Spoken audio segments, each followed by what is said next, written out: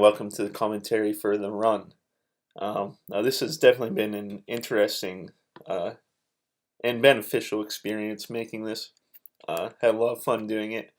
It went from originally I'd planned to have two actors in it, and I was going to shoot it. I wasn't going to do the first person POV.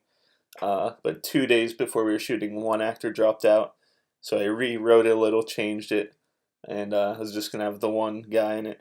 And then the hours before we were supposed to shoot, and he was supposed to show up, he dropped out too. So I do a lot of changing to make it first person, so I could shoot it and voice it. And then that also brought in the voiceover aspect too. But we'll get on with it. Now, this first scene was actually the last thing I shot, and I did it because it was pointed out to me that at the beginning of the story, we don't actually know who's behind the camera, so part of it was to establish the character and show you who it is, and then I'm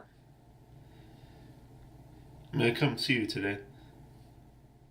And the second part was to show him talking to no one. Just and after what happened yesterday. I need to hear you.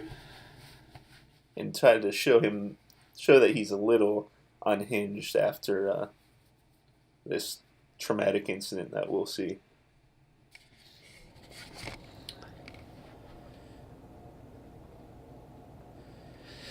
I need to hear you.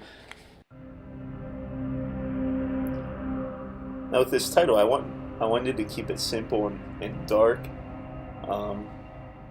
I think flashy and animated titles can look really cool, Do you but think you'll find anything? I find myself Some liking guy. more simple ones If you can spare anything, you personally. Is charging that camera a good use of your resources? will. People are gonna want to see this. See how we made it. Now here I missed the door handle the first time. Of course you probably wouldn't notice, but that's what I see every single time.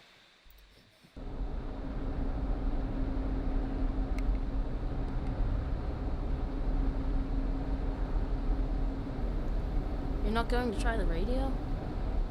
No, it's been dead. Now I do show, you can see it kind of flash by that it's like a modern radio that for some reason has an analog sound whenever you're scanning. Be careful. I will. Don't you have a gun? No, you don't like them, remember? Just come back. Now at this point I was hoping the audience would be a little confused, maybe questioning who the voice is or what the girl's voice is that they're hearing. My first edits, I wasn't getting the point across, so I'm hoping that in this final edit, what's actually going on in the story is evident.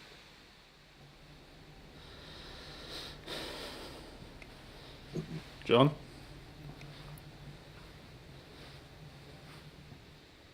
Now some time has passed in the apocalypse at this point, so food is a big thing. I mean, hunger taking John, and that's his daughter.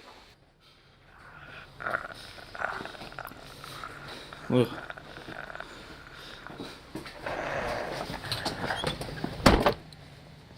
Now this being the same girl that was in the picture. So I was hoping that the audience could piece together that this is John and his daughter, and they have both died.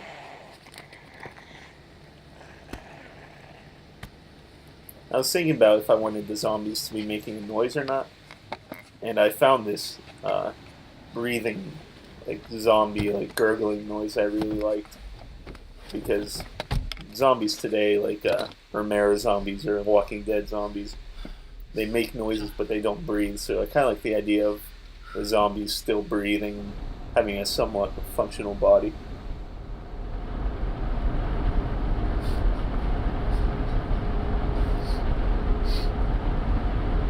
When can I see you again? Okay, I'll see you tomorrow. Now I didn't have the girl responding here, and excuse me.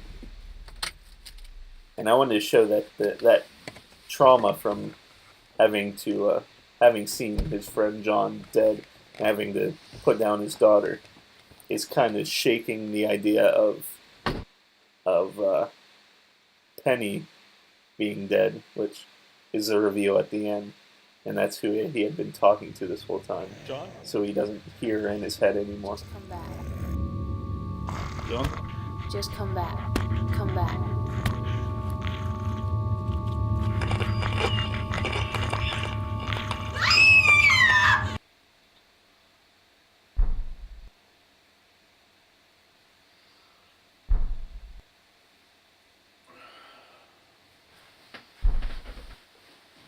And you see in the background they're now showing Mayweather versus McGregor.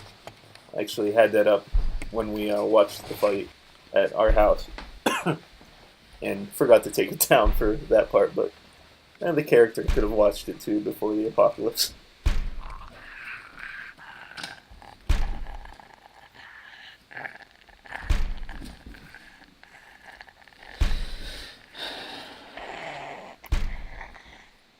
Here we kind of get the sense that he's just tired of zombies and the apocalypse and the whole situation.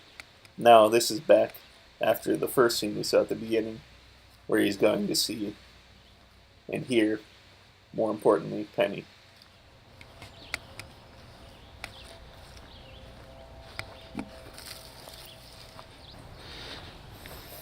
Wanted these scenes to be warmer. Up to this point, I made them a little colder. I wanted this to be warm and peaceful, and this is where he goes to hear Penny and kind of keep her alive in his head and keep sane in this world. I didn't find anything. Now, if you turn the volume up, you can hear Penny Okay. buried. You can hear her knocking So against you the can coffin, tell me about that. which I didn't want to make it too obvious. I wanted it to be there so people could hear it People can. and kind of put that together and make it creepy. That she's still alive and buried there, and he goes to talk to her.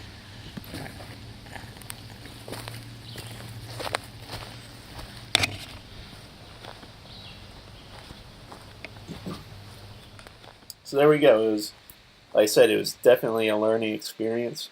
I learned a lot from it. Didn't come out how I had originally planned, but you make do with what you have, and I think I still love the story. Definitely had its issues, and the biggest obstacle I had was telling the story, leading the audience to the reveal, which is that he's talking to the dead Penny, keeping her alive in his head, kind of going crazy, and he goes to talk to her where she's buried, not alive, but has come back, and finding the balance between showing too much and not showing enough, which I wasn't showing enough because people didn't know what was going on. As the writer and creator of the story, obviously I know what's going on because I wrote it. So it was hard figuring out how much to show without showing too much.